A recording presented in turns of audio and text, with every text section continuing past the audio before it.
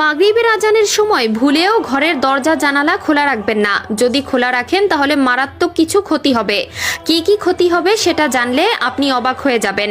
মাগরিবের সময় দরজা জানালা বন্ধ করাকে অনেক সময় আমাদের দেশের মানুষ সামাজিক প্রথা বলে চালিয়ে দেয়। আসলে এটি কোনো সামাজিক প্রথা নয়, এটি মহানবী সাল্লাল্লাহু আলাইহি ওয়াসাল্লাম নানান ধরনের হাদিসের মধ্যে বলে গেছেন।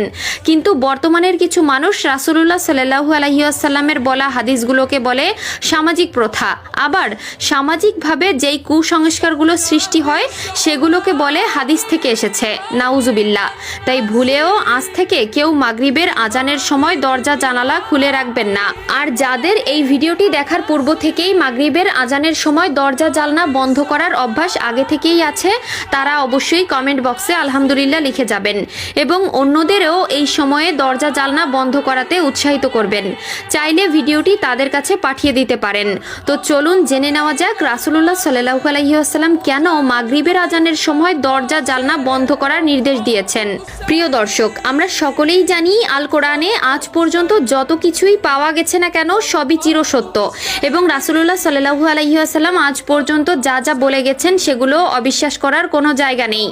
যদি কেউ সেগুলো অবিশ্বাস করে তবে সে অমুসলিম এবং কাফের হিসাবে গণ্য হবে।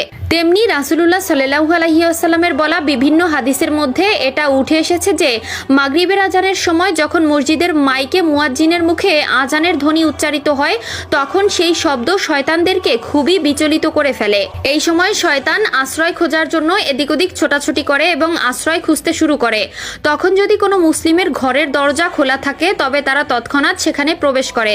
এখানে এক সাহাবী মহানবী সাল্লাল্লাহু আলাইহি ওয়াসাল্লামকে প্রশ্ন করেছিলেন, হে প্রিয় রাসূল, তারা তো অদৃশ্য, সব জায়গায় ঢুকতে পারে, তবে দরজা আটকালে কি তারা ঢুকতে পারবে না?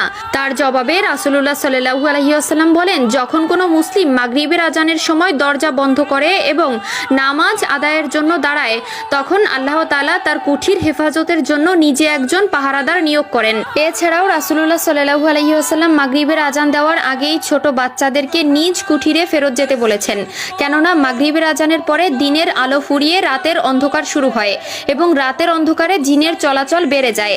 এক্ষেত্রে সেই সকল শিশুরা জিনেদের কাছ থেকে অসুরক্ষিত হয়ে থাকে, কেননা জিনেদের মধ্যে দুই প্রকার জিন থাকে, ভালো জিন এবং দুষ্টু জিন। যারা মূলত দুষ্টু জিন হয়ে থাকে তারা কোনো কারণ ব্যতীত মানব জাতির ক্ষতি করার জন্য উঠে পড়ে লাগে। এক্ষেত্রে নাবুজ শিশুরাই বেশি ক্ষতিগ্রস্ত হয়ে থাকে। হে আমার রব, আমাদের সকলকে মাগরিবের আজানের সময় মনে করে এই দুইটি কাজ করার তৌফিক দান করুন, আমিন।